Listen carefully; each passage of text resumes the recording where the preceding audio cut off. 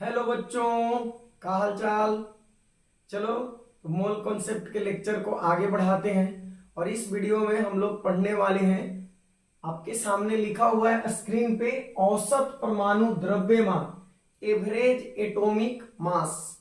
तो इससे पहले वाले लेक्चर में हम लोगों ने देखा था कुछ जो इंपॉर्टेंट टर्म्स थे, जैसे समस्थानिक, संभारिक, सम न्यूट्रॉनिक, आइसो इलेक्ट्रॉनिक, आइसोडाइफर, आइसोस्टर, इन सब के बारे में। तो इस लेक्चर में हम लोग करने वाले हैं औसत परमाणु द्रव्यमान। जैसे देखो, अगर मैं आपसे पूछूं बच्चों कि कार्बन का परमाणु भार कितना होता है, आप बोलोगे 12 atomic mass unit. Very good. Oxygen का कितना होता है, आप बोलोगे 16 AMU। Very good. मैं आपसे पूछूं हाइड्रोजन का कितना होता है, तो आप बोलोगे 1 AMU, 1.008। ऐसे सबका फ्रैक्शन थोड़ा मोड़ा होता है, बट अगर इसको राउंड करोगे तो इतना आएगा। लेकिन अगर मैं आपसे पूछूं कि क्लोरीन का एटॉमिक मास कितना होता है, अब आप बोलोगे 35.5 AMU। अभी जो 0.5 वाला लोचा है वो कहां से आया? इन सब का तो हम इंटीग्रल लिख रहे हैं, 12, 16, 1, बहुत प्यारा प्यारा डिजिट। फिर ये भयानक जैसा क्यों? इस सवाल का जवाब हमें मिलेगा आज के वीडियो में, और जो कि पढ़ेंगे हम लोग औसत परमाणु द्रव्यमान, तो क्लियर होगा। ठीक है, तो औसत परमाणु द्रव्यमान होता क्या है? देखो, जैसे क्लोरीन जो है, या कार्बन की हम बात करते हैं, कार्बन की, तो कार्बन के 3 समस्थानिक होते हैं। कितने? 3 समस्थानिक होते हैं। कार्बन के 3 आइसोटोप्स होते हैं, कार्बन 12, कार्बन 13 एंड कार्बन 14। आप जानते हो कार्बन 14 रेडियो सक्रिय होता है, और इसका जीवाश्म का उम्र ज्ञात करने के लिए इसका प्रयोग किया जाता है, जीवाश्म कितना पुराना है। तो कार्बन 12, कार्बन 13 और कार्बन 14।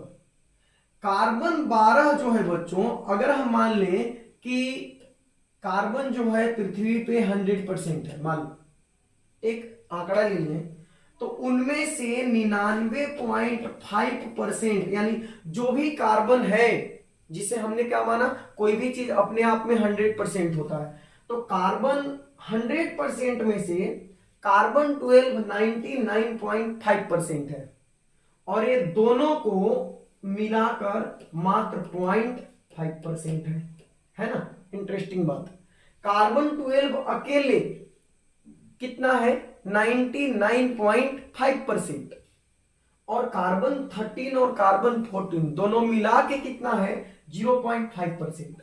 इन दिस केस आप क्या कर सकते हो कि इन दोनों को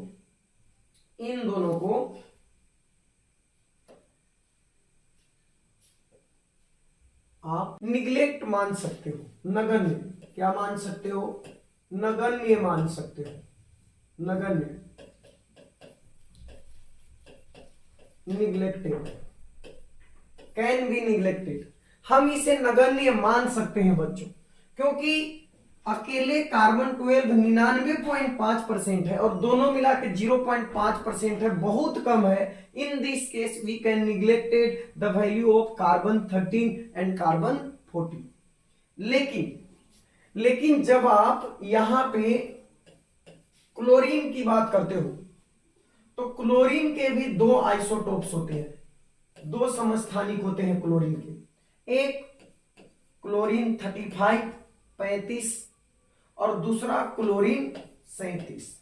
ठीक है, अब यहां पे क्लोरीन 35 जो है वो है अमाउंट में 75%, 75% क्लोरीन 35 के रूप में पाया जाता है, और जो 25% है वो क्लोरीन 37 के रूप में पाया जाता है।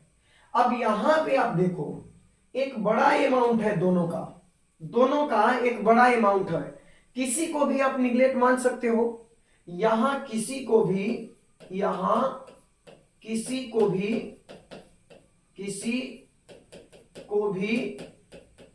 नगण्य नगण्य नहीं माना जा सकता, माना जा सकता। समझ रहे हो बात को?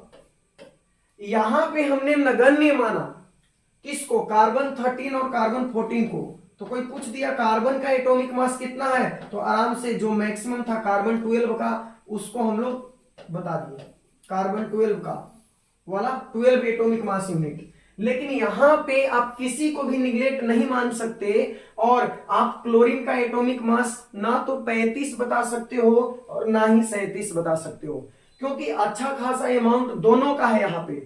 तो यहां पर आपको ध्यान रखना है क्लोरीन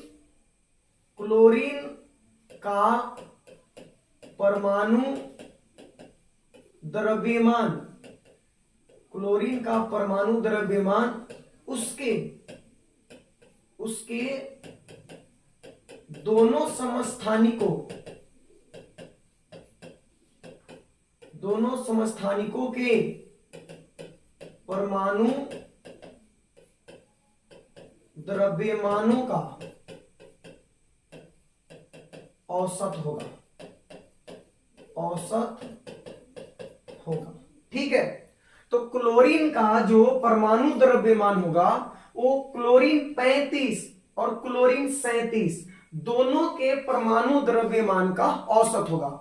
अब ऐसे औसत मत निकाल देना कि दोनों को जोड़ के और 2 से भाग दे देना, ऐसे नहीं। यहां पे एक अलग तरीका होता है औसत ज्ञात करने का और उसी को कैलकुलेट कर लेंगे हम लोग, तो हम लोग सीख जाएंगे औसत परमाणु द्रव्यमान ज्ञात करना। तो ओवरऑल हमने क्या सीखा कि किसी तत्व का जो परमाणु द्रव्यमान होता है उसमें जितने भी समस्थानिक होते हैं उन सारे समस्थानिकों के परमाणु द्रव्यमानों का औसत होता है। अब चूंकि यहाँ पे 13 और 14 का मात्रा बहुत कम है तो इसलिए हमने इसको नगण्य मान लिए, हमने इसे नगण्य मान लिया और ओवरऑल जो कार्बन का जो 12 वाला आइसोटोप था उसी को हम लोग बोल देते हैं कि कार्बन का परमाणु भार 12 होता है। लेकिन क्लोरीन के केस में हम ऐसा नहीं कर सकते और दोनों 35 और 37 का एवरेज एटॉमिक मास निकाल के और तब क्लोरीन का एटॉमिक मास हम लोग बताते हैं। आप इसको कॉपी कर लीजिए, लिखिए जल्दी से, फिर आगे बढ़ते हैं।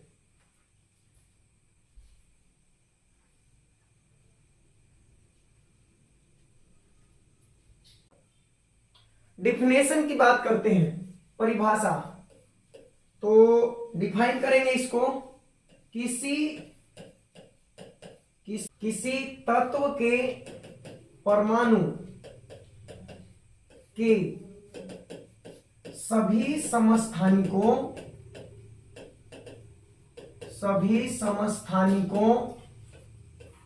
के परमाणु द्रव्यमानों के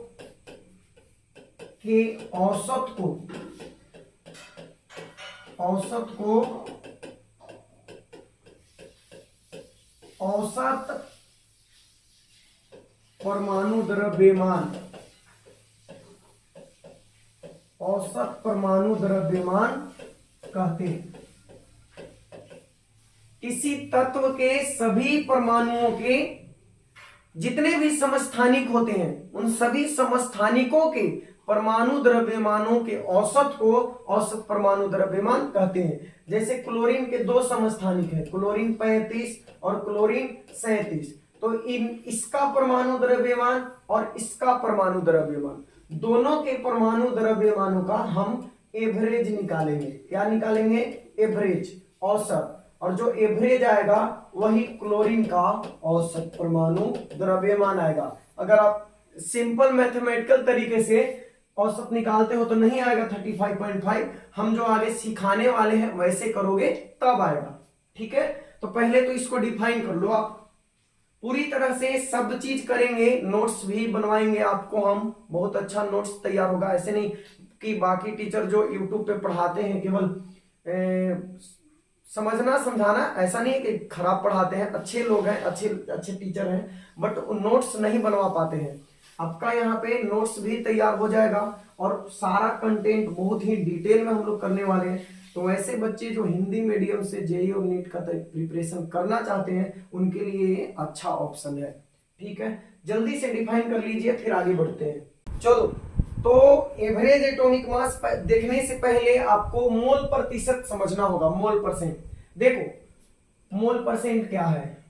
अपने पास एक मिश्रण है, ठीक है, कोई भी एक मिश्रण है, कोई भी चीज अपने आप में आप हमेशा मानना 100% होता है। दुनिया का कोई भी चीज अपने आप में 100% है। एक बिस्कुट है तो अपने आप में जब तक वो पूरा जिसको समूचा बिस्कुट बोलते हैं वो अपने आप में 100% है। अब जब हम उसको आधे आधे तोड़ देंगे तो 50-50 हो जाएगा, 4 भाग में बांट देंगे तो 25% हो जाएगा। कोई भी चीज अपने आप में 100% है। अब मान लो इस मिश्रण में जो है वो कंपोनेंट है, 3 कंपोनेंट है, मान लो ए बी और सी, ठीक है, ए बी और सी। तो यदि आपको चाहिए ए का मोल प्रतिशत, ए का मोल प्रतिशत, टोटल मोल प्रतिशत कितना है, टोटल कोई भी अपने आप में 100% होता है, तो टोटल तो 100% है। अब ए का मोल चाहिए, मोल प्रतिशत, तो ए का मोल ऊपर रखोगे, ए का मोल ऊपर बटा नीचे टोटल, टोटल मोल जो दिया रहेगा इंटू 100%। किसी का भी मोल परसेंट ज्ञात करना हो, जैसे हमको बी का चाहिए, बी का मोल प्रतिशत, बी का मोल प्रतिशत, तो ऊपर लिखेंगे बी का मोल, बी का मोल बटा नीचे टोटल मोल जो भी हो, टोटल मोल इंटू 100%, ठीक। उसी तरह से यदि आपको चाहिए सी का,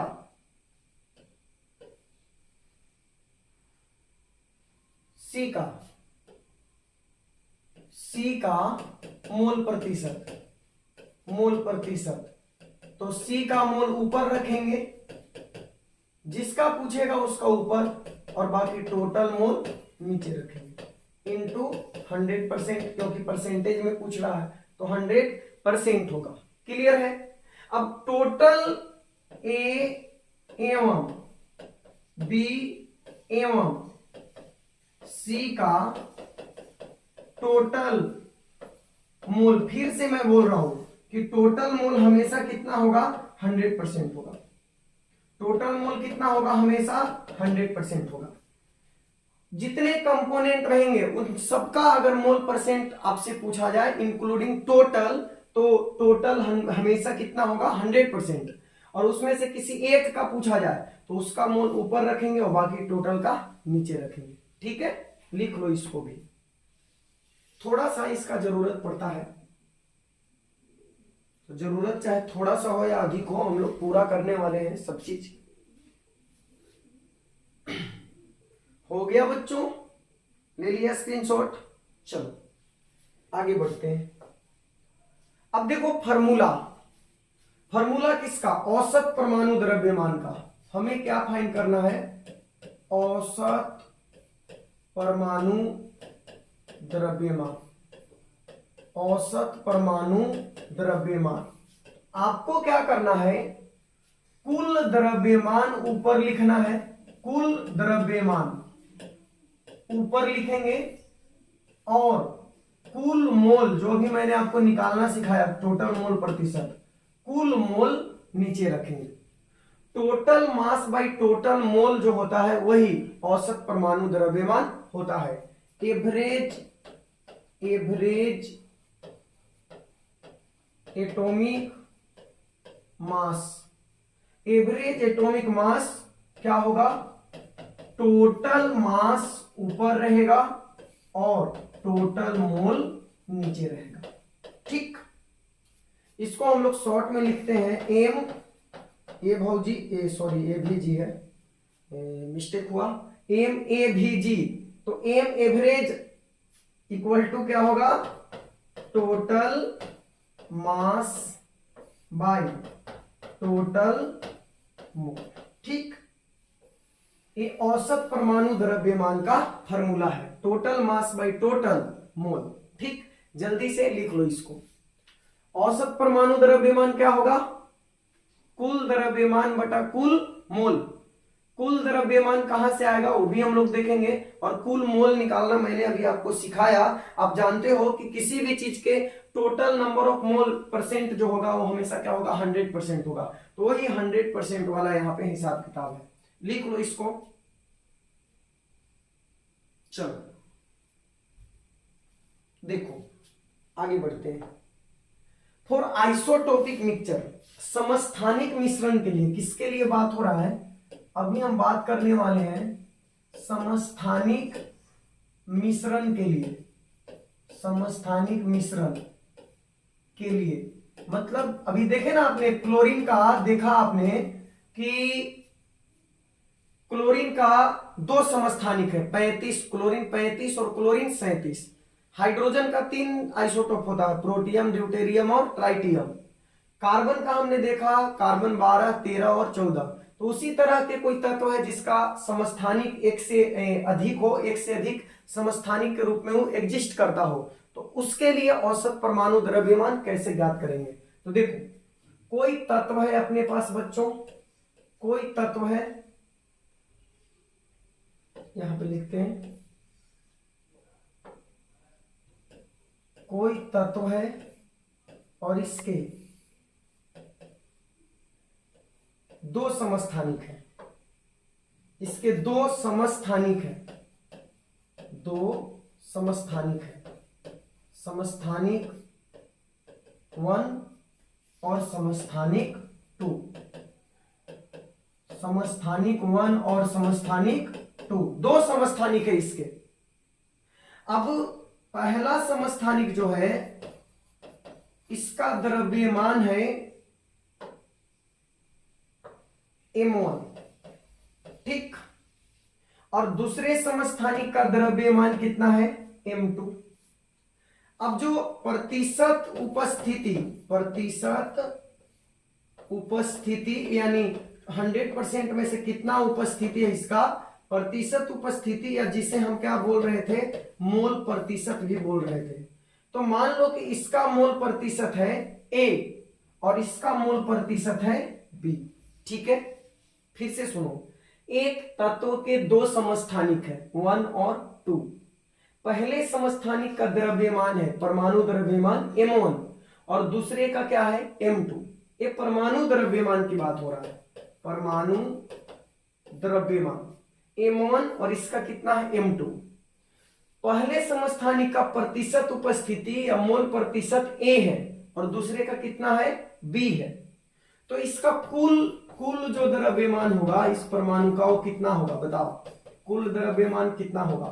तो ऐसे समझो कि एक कोई भी चीज 20 की संख्या में है और एक का द्रव्यमान 5 kg है, तो 20 का कितना होगा 100 kg। उसी तरह से एक का द्रव्यमान M1 है और इसकी मात्रा कितनी है, मोल प्रतिशत A, तो A मोल प्रतिशत का द्रव्यमान कितना होगा, M1 में मल्टीप्लाई कर देंगे। उसी तरह यहां पे क्या होगा, इसका द्रव्यमान M2B, क्या हो जाएगा M2B हो जाएगा। अब हम यहां से निकाल सकते हैं क्या क्या निकाल सकते हैं,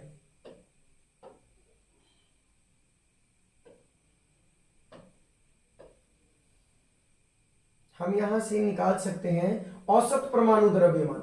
मैंने आपको बताया कि एम एवरेज इक्वल टू होता है टोटल मास बटा में टोटल मोल।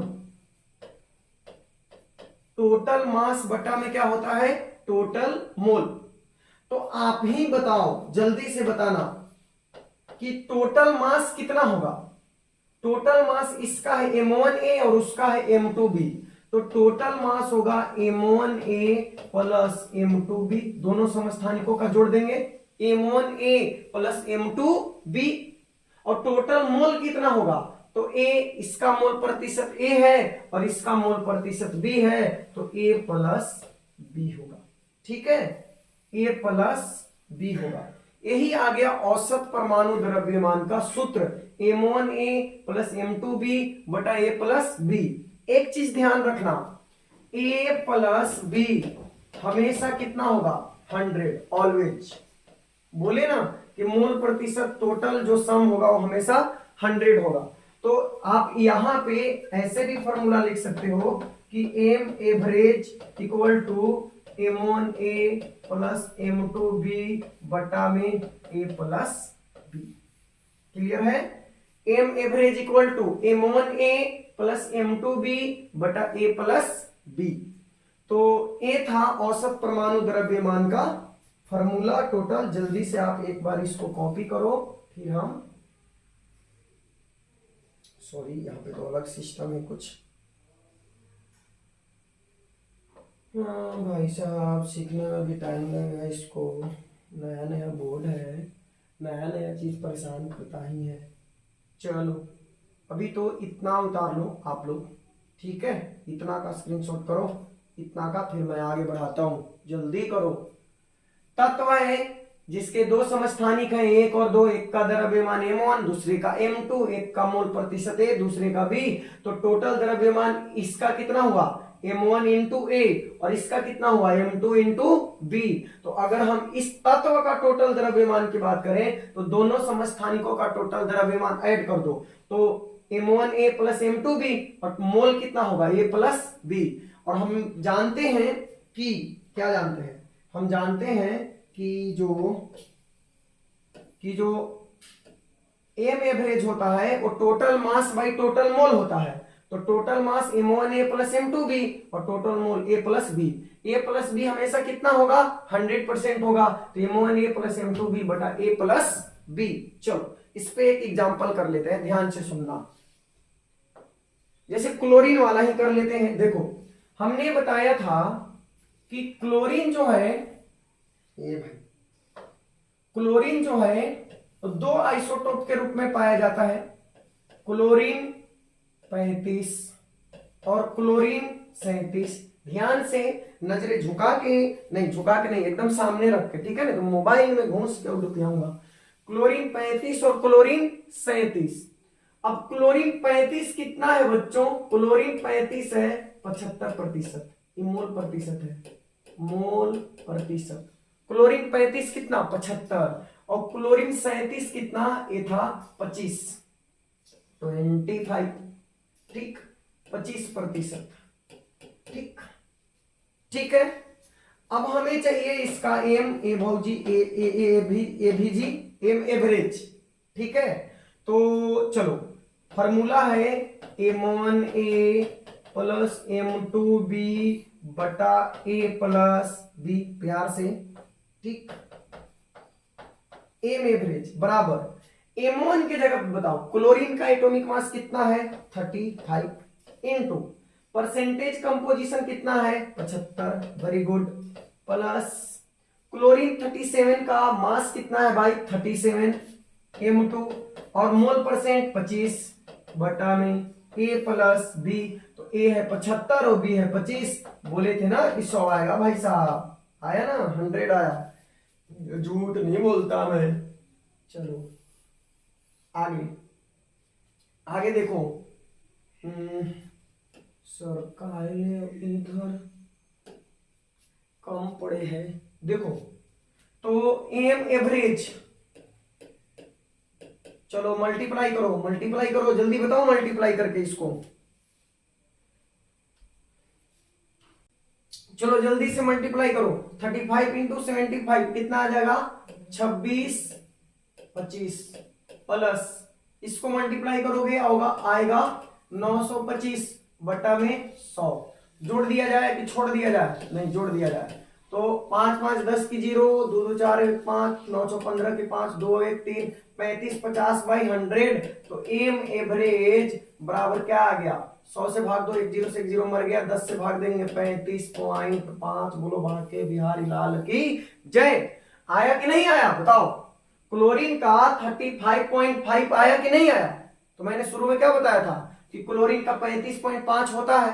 कैसे होता है यहां से पता चल गया कि क्लोरीन दो समस्थानिक के रूप में पाया जाता है, क्लोरीन 35 और क्लोरीन 37। क्लोरीन 35 का परसेंटेज अमाउंडेंस है 75% और क्लोरीन 37 का कितना है?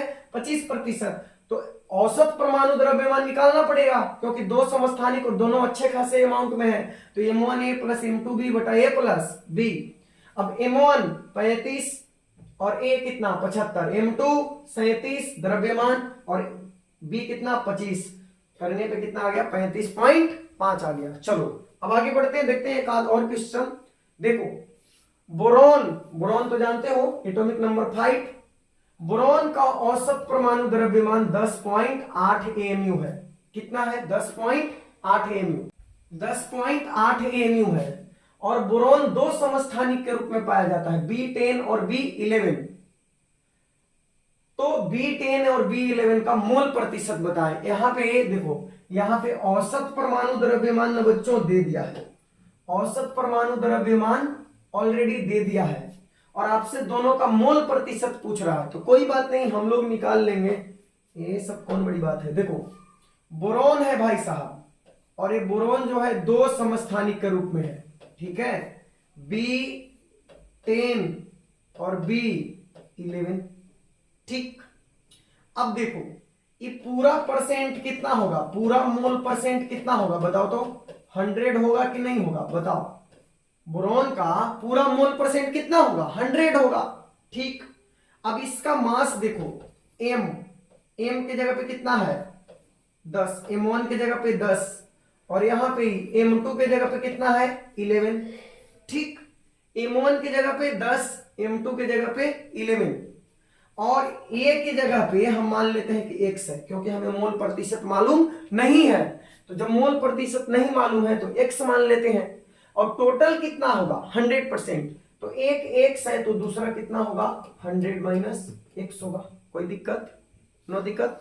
चलो तो एक x तो दूसरा 100 माइनस x होगा, क्योंकि टोटल बोरॉन हमेशा मोल परसेंट 100 होगा, तो एक x तो दूसरा 100 माइनस x। अब हम जानते हैं कि m average equal to M1A plus M2B बटा A प्लस B होता है, ठीक। m एवरेज कितना है दिया है क्वेश्चन में कि इसका औसत परमाणु द्रव्यमान 10.8 है, ठीक है 10.8 है भाई, हम इसमें कुछ नहीं कर रहे। M1 कितना है 10 इंटू A की जगह पे x, M2 कितना है 11 और B के जगह पे 100 माइनस x बाई टोटल जोड़ के कितना होगा x प्लस 100 माइनस x, तो वही आने वाला है 100, तो ये खत्म हो गया और 100 उधर जाएगा, ये क्या बन जाएगा बच्चों 1080। 1080 इक्वल टू हो गया 10x प्लस 1100 माइनस 11x, ठीक है। 11x को उधर ले जाओ प्लस में और 10x उधर जाएगा तो माइनस में, 11 में से 10 जाएगा, x इक्वल टू 1100 माइनस 1080, तो x इक्वल टू आ गया कितना 20%, ठीक है, x इक्वल टू 20%। तो देखो जो बोरॉन 10 है हम लोग निकाल चुके, हो गया सॉल्यूशन। जो बोरॉन 10 है वो आ गया कितना 20% और जो 11 होगा वो कितना होगा 80%, हो गया आंसर, हो गया और क्या, ठीक है। तो यही पूछ रहा था मोल परसेंट फाइंड करो, तो बोरॉन 10 जो है वो 20% और बोरॉन 11 के रूप में कितना पाया जाएगा 80%। इसीलिए तो इसका एटॉमिक मास 10 से दूर है और 11 के नजदीक है, क्योंकि 11 वाला 80% है और 10 वाला मात्र 20% है। अंडरस्टैंड, समझ गए इसको। चलो अब देखते हैं और क्वेश्चन है क्या। हाँ बहुत अच्छा सवाल है भाई, आप पहले इसको प्रयास करो फिर हम उसके बाद बनाएंगे। वीडियो को पॉज करो, वीडियो को रोको और रोक के और खुद से प्रयास करो। चलो बहुत अच्छा सवाल है, बहुत अच्छा बहुत अच्छा, जितनी तारीफ की जाए कम है। चलो खुद से प्रयास करो, खुद से प्रयास करो।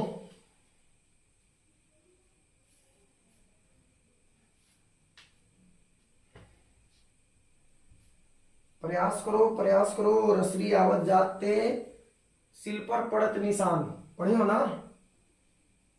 लगातार प्रयास करने से कुछ भी आ सकता है। इस सवाल क्या है देखो, मैग्नीशियम का औसत परमाणु द्रव्यमान 24.31 AMU है, ठीक है।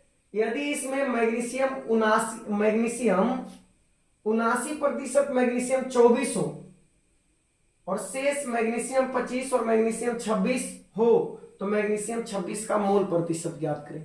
बात को समझना, क्वेश्चन एक्चुअल में कह क्या रहा है। ये बोल रहा है ना कि देखिए आपके पास मैग्नीशियम है, ठीक है, आपके पास क्या है, मैग्नीशियम है, ठीक है, प्यार से लिखिए। और ये जो मैग्नीशियम है, मैं इसको आगे बढ़ा देता हूं, क्वेश्चन आप लिख लो जल्दी से और मैं सॉल्यूशन की ओर चलता हूं। देखो ये जो मैग्नीशियम है, क्वेश्चन के अकॉर्डिंग मैग्नीशियम 3 प्रकार के आइसोटोप के रूप में है, 3 समस्थानिक के रूप में है, ठीक है। तो इसमें 3 समस्थानिक कौन है, मैग्नीशियम 24 के रूप में है, मैग्नीशियम 25 के रूप में भी है और मैग्नीशियम 26 के रूप में भी है, ठीक। यहां पे बोला जा रहा है आपको कि मैग्नीशियम का जो औसत परमाणु द्रव्यमान है वो 24.31 AMU है। औसत परमाणु द्रव्यमान यहां भी दिया हुआ है और बोला क्वेश्चन में कि देखो अब M1 की बात करेंगे, यहां पे M1 की तो 24 है, M2 की बात करेंगे तो कितना है, 25 है, और एक और यहाँ पे एक्स्ट्रा आ गया तो कोई दिक्कत नहीं, वही फॉर्मूला लगाएंगे M1A plus M2B plus M2C M3C बटा A plus B plus C। तो ये तीनों का मास है। अब परसेंटेज की बात करें, मोल परसेंट की, तो A इक्वल टू क्वेश्चन में बोला कि मैग्नीशियम 24 अकेले जो है वो 79% है, ठीक। तो टोटल कितना होगा, टोटल तो 100% होगा हमेशा। अब 100 में से मैग्नीशियम 24 अकेले 79% है, 79%, तो ये दोनों मिला के कितना बच गया, 21%, ठीक है। दोनों मिलाकर कितना बच गया, 21%। ये तो हमको पता है कि दोनों मिला के 21%। अब आपसे पूछा गया कि आप ये बता दो कि मैग्नीशियम 26 कितना है। तो चलो हम मान लेते हैं कि मैग्नीशियम 26 जो है वो X% है। कितना है, X, और दोनों के मिला के कितना बच गया था, 21। तो बताओ ये कितना बच जाएगा, 21 माइनस X। कोई दिक्कत है, चलो ये अकेले 79 है तो ये दोनों मिलके कितना होगा, दोनों मिलके 21 ही तो होगा। तो एक को हमने मान लिया X, तो दूसरा वाला क्या होगा, 21 माइनस X होगा। क्लियर है यहां तक। अब चलो बात करते हैं, इधर जरा ध्यान से देखना, ठीक है। मैं आपको लिखने का, स्क्रीनशॉट लेने का टाइम दूंगा, अभी तो आप इधर देखो, ठीक।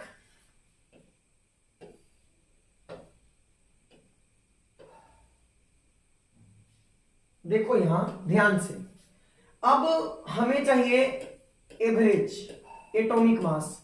तो यहां पे 3 आइसोटोप है, तो M1A plus M2B plus M3C by A plus B plus C, A plus B plus C। अब चलो इसको फुल स्क्रीन में ले लेते हैं हम, इसको फुल स्क्रीन में। अभी एक बार जरा आप ध्यान से देख लो, 24, 25, 26 है, एक 79% है, एक 21 माइनस X है और एक X है। तो यहां पे मैं अगर पुट करूं वैल्यू सबका, तो देखना जरा ध्यान से, एम एवरेज दिया हुआ है क्वेश्चन में कितना, 24.31, क्वेश्चन में दिया हुआ है 24.31।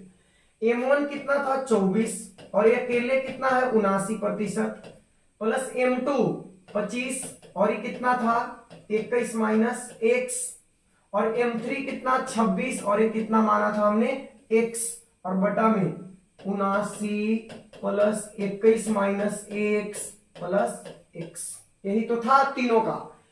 मैग्नीशियम 24 79, मैग्नीशियम 25 21 माइनस X, और ये X। क्या सर इतना गोल गोल घुमा रहे हो, सीधे 100 लिख दो, क्योंकि टोटल तो 100 होता है। तो हाँ बिल्कुल 100 लिख सकते हो, जोड़ के भी 100 आएगा। तो 24.31 बराबर, ये क्या होगा, गुना करो। देखो जब आप गुना करोगे 24 गुने 79 कितना आ जाएगा, 1896, प्लस 25 गुने 21 525, माइनस 25 100 हो जाएगा, 1 से मल्टीप्लाई करेंगे, प्लस 26 और बटा में टोटल जोड़ के कितना होगा, 100 होगा, ठीक है। अब चलो 100 को इधर भेजो, तो 2431 इक्वल टू 1896 और यहाँ पे 525 है, जोड़ दो, 6 5 11 की 1, 9 2 11 12 की 2, 8 5 13, 1 14 की 4, अब 1 और 1 2, यानी 24 21 आ गया। कितना आ गया, 24 21, और 26 x में से 25 x जाएगा तो कितना बचेगा, x बचेगा केवल। तो x इक्वल टू क्या हो गया बच्चों, यहां पे आया 24 31 और माइनस में कितना आया 24, 21 इक्वल टू कितना 10। तो x इक्वल टू कितना आया 10।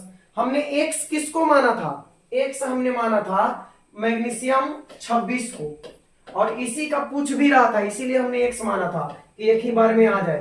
तो x इक्वल टू कितना आ गया 10%। x इक्वल टू कितना आया 10। तो अब ऑप्शन में आप मिला लो, देखो कि 10 यहाँ पे है कि नहीं है, जरूर होगा।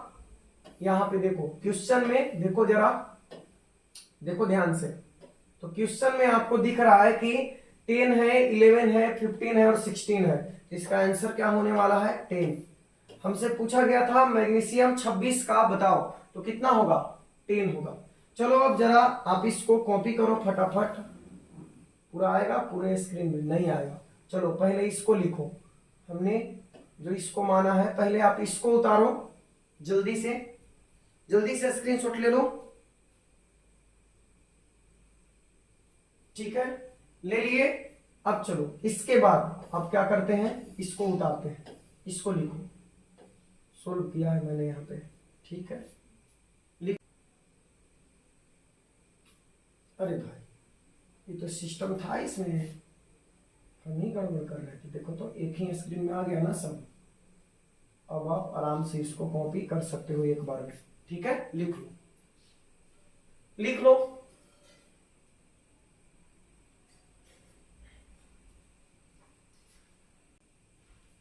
हो गया। चलो अब आगे देखते हैं क्या है। गैसीय मिश्रण के लिए, गैसीय मिश्रण के लिए देखो अपने पास अब क्या है कि एक गैस है। अभी तो समस्थानिक मिश्रण की बात कर रहे थे हम, अभी गैसीय मिश्रण की बात करते हैं। कोई गैसीय मिश्रण है, ठीक है, जैसे हवा है, हवा तो हवा भी तो एक प्रकार का मिश्रण ही है ना, गैसों का मिश्रण है। अभी गैसीय मिश्रण में क्या है बच्चों कि मान लो दो गैस है, ठीक है, गैस ए है और गैस बी है, ठीक है, गैस ए है और गैस बी है। अब मान लो कि इस गैस का जो द्रव्यमान है, पहले वाले गैस का द्रव्यमान है m1 और दूसरे वाले गैस का द्रव्यमान क्या है m2 है। और अगर हम मोल प्रतिशत की बात करें, मोल प्रतिशत की, तो पहले वाले का मोल प्रतिशत है n1 और दूसरे वाले का मोल प्रतिशत है n2, ठीक है, पहले वाले का n1 और दूसरे वाले का n2। तो अब अगर आपसे पूछा जाए m एवरेज फाइंड करो, m एवरेज यानी इस गैसीय मिश्रण का औसत द्रव्यमान ज्ञात करो, तो आप क्या करो, सिंपल सी बात, m1 n1 plus m2 n2 बटा में n1 प्लस n2 कर दोगे, ठीक है। टोटल मास ऊपर हो गया और टोटल मोल नीचे हो गया। तो ये फॉर्मूला गैसीय मिश्रण के लिए भी लागू होता है, ठीक। अब चलो एक क्वेश्चन कर लेते हैं इस पे, जल्दी से इसका स्क्रीनशॉट ले लो, फिर एक क्वेश्चन बनाते हैं इस पे। देखो यदि हवा को ऑक्सीजन एवं नाइट्रोजन का मिश्रण माना जाए, देखो हवा में तो ऑक्सीजन है, नाइट्रोजन है, कार्बन डाइऑक्साइड है, आर्गन है और भी कई सारे गैसें हैं, लेकिन हम यहाँ पे मान लिए हैं कि हवा में सिर्फ और सिर्फ ऑक्सीजन है।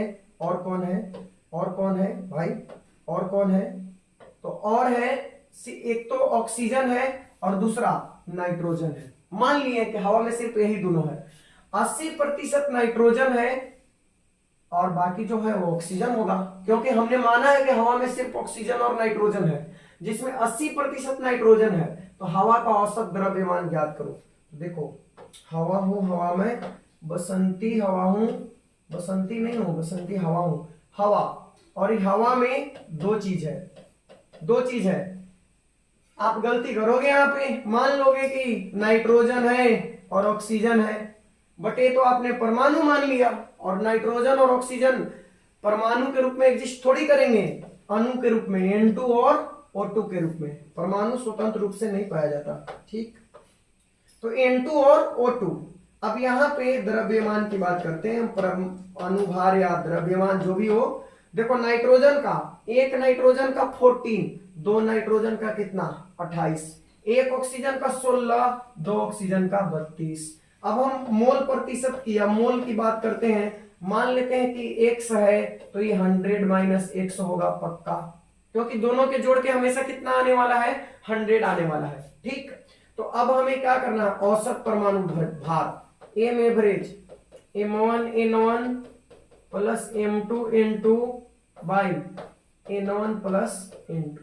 ठीक है, कर सकते हैं, बिल्कुल कर सकते हैं। तो यहां पे हवा का हमें निकालना है क्या, परमाणु। अच्छा अच्छा अच्छा, यहाँ पे एक चीज भाई, हम लोग तो और यहाँ पे लोचा ही कर रहे थे। ये तो दिया हुआ है कि एक जो है 80% है, तो ये 80% है, तो ये कितना होगा, 20% होगा। इसमें कोई डाउट थोड़ी है, एक 80 है तो दूसरा कितना होगा, 20 होगा, क्योंकि दोनों के मिला के 100 होगा। तो M average equal to m1 n1, m1 कितना 28, n1 कितना 80 प्लस m2 कितना 32 और ये कितना है 20। ठीक है, तो गुना करो, 8 अठे 64 की 4 6 हो जाएगा, 6 बचेगा, 8 दूनी 16 और 6 22, यानी 2240 हो गया, प्लस ही 640 हो गया, तो बटा में क्या आएगा 100 आएगा। अब एम एवरेज इक्वल टू ये कितना हो जाएगा, 6 2 8 यानी 0 4 4 8 6 2 8 2880 बाई 100, तो एम एवरेज जो होगा वो आएगा 28.8। तो जो हवा का परमाणु अनुभार होगा, हवा का औसत द्रव्यमान होगा, वो कितना होगा 28.8 होगा। Sorry, I don't understand what happened.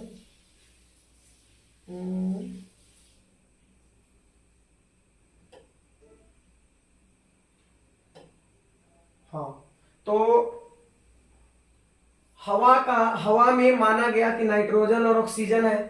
Nitrogen का कितना होगा 28, ऑक्सीजन का 32% दिया है, 80% और 20%, तो m1 n1 plus m2 n2 बटा n1 प्लस n2।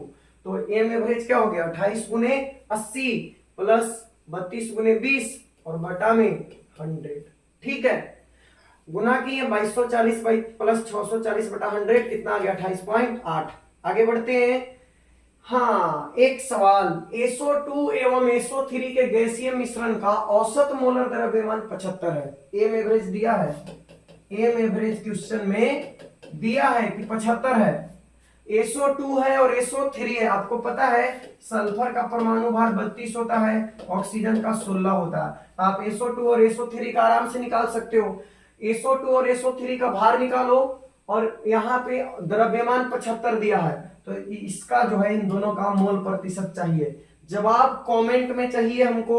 और अगर सेशन अच्छा लगा तो वीडियो को लाइक कर दो एक बार और अपने दोस्तों के साथ शेयर कर दो। और चैनल को अभी तक अगर आपने सब्सक्राइब नहीं किया है तो सब्सक्राइब करके घंटा बजा दो। ठीक है, और मिलते हैं नेक्स्ट वीडियो में। मोल कॉन्सेप्ट का लेक्चर जो है टू बी कंटिन्यूड, अभी और आगे इसमें लेक्चर आएगा और इसी तरह से हम लोग मजे तरीके से पढ़ते चलेंगे। ठीक है, थैंक्स फॉर वॉचिंग बच्चों, मिलते हैं नेक्स्ट क्लास में, बाय बाय।